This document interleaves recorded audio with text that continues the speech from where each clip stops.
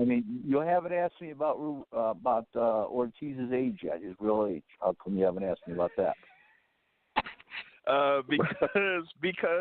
Because we all know that Luis Ortiz is 137 years old. Stop it. Listen, do not speculate about this man. The one guy inboxes me on Facebook. Here's a great line. He says, Rick, if he's as old as some people say he is, he says we should be watching his great-grandchildren now. Oh, my God. I was in stitches. Well, put it this way. He'll be 51 in March. That's how old he is. He's 50 right now. Listen, I don't like talking about Luis Ortiz's age and making fun of it because I think that the more the public does that, the more you would have fighters attempting not to fight him because they're going to use the age as an excuse saying, well, they don't get nothing for beating Ortiz. I personally think Luis Ortiz is a top 10 heavyweight. I don't give a damn how old he is. He's a top 10 heavyweight. And I need to see him mix it up with all the guys that we think are the best heavyweights in the world. Don't use the age against them. Well, I'm not going to. Okay. I give him a lot of credit. He's a hell of a fighter for 50. Okay. Hey, well, Rick, I'll let you know this. Me and the brother from the 646 have gone back and forth many times about Luis Ortiz.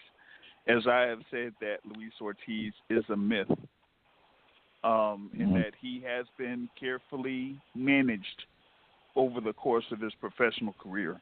That, with him being under multiple promotional companies, particularly in the span of 2 years, kind of says a lot.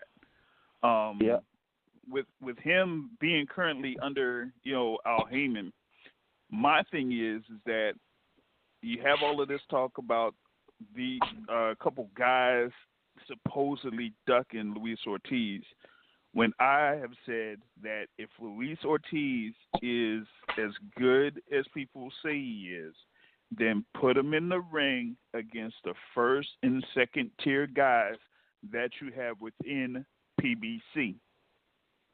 I don't see any talk about him fighting Adam Kalnacki before Kalnacki got to his particular position now. I don't see him fighting the likes of a Gerald Washington, a Charles Martin, or even, Chris Areola. Risk getting knocked off, though. Right. Why would these guys fight him and risk getting knocked off? Because he beat all those guys fairly easy. That's not the point. The point is, put him in the ring against those guys instead of putting him in the ring against no-hopers. Like, there should be no reason that he should be fighting the likes of, who is it, like Joe Hanks, who he was scheduled to fight, Razvan Kajanu, who he fought immediately after fighting Deontay Wilder the first time. Fighting the guys like Travis Kaufman. Like, he shouldn't be fighting those guys. He should be fighting the Gerald Washingtons or, anybody that's the level of a Charles Martin or somebody within that particular level that says, okay, I know what he can do against those particular guys, then that solidifies him having the spot that many people place him at. Like, I'm not, down with him fighting no-hopers up until he gets a fight with a Deontay Wilder or, anybody that's within the top level, top 4 or 5. Yeah. Like, that doesn't make much sense to me.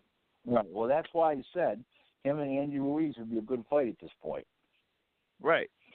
Because my thing with Luis Ortiz was, ever since he won the interim WBA title the second time, he was supposed to have an agreement to fight a fighter after winning that WBA title. Actually, he had an agreement for 2 fights. He fought one fight, and then instead of fighting the other guy, he fought Tony Thompson. And then when the fight was supposed to come up, because it was ordered, he ditched the fight both times. And I'm like, if you're supposed to be this threat this so-called boogeyman, then you're supposed to be taking on all comers, and you can't turn down fights. If you're a boogeyman, you can't. I'm going to give you a little tip on something, okay, guys? I don't know how many guys are on the line with us. I don't know how many guys are listening, but I'll give you a little tip on something. Here's one of the reasons why people turn down a guy like Ortiz, because he's a southpaw. And what happens is a guy like Heyman offers a quality fighter, let's just say $1 million to fight him. Okay? Heyman already offers him $1 million. And the guy says, "Yeah, I want $100,000 for training expenses." Well, how come? Well, he's a southpaw. And I got right-handers in the gym I can use for free.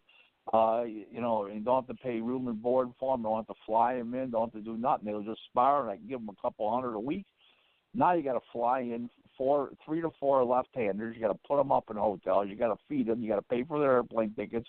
You got to pay to call them back and forth from the gym.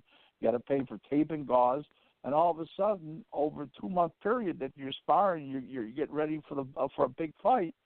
You're talking about $75,000-$80,000 in costs associated with those sparring partners total for the camp that you wouldn't have maybe for a right-hander.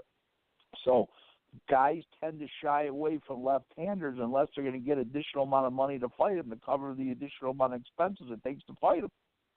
And a lot of guys won't pay the additional amount. Oh, that's your problem. You pay for it. I'm already giving you $1 million.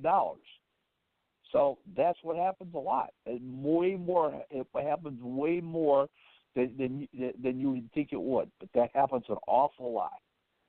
Hmm. So you said we talk Errol Spence now.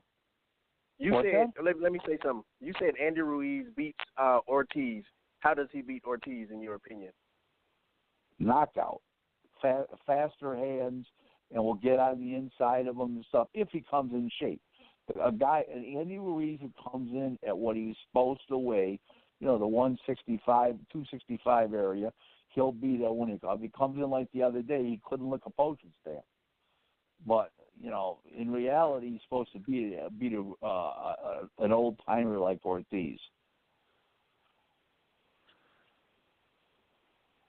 Yeah, I mean, the thing about with Ortiz, I mean, to me, is that he's pretty much a stationary type of guy. So while he throws, he could throw a lot of power shots and things like that. With him being stationary, he would have to, do a little bit more in order to try to keep Ruiz off of him if Ruiz is at the top of his game. So I think it would be a very good fight between the two, though.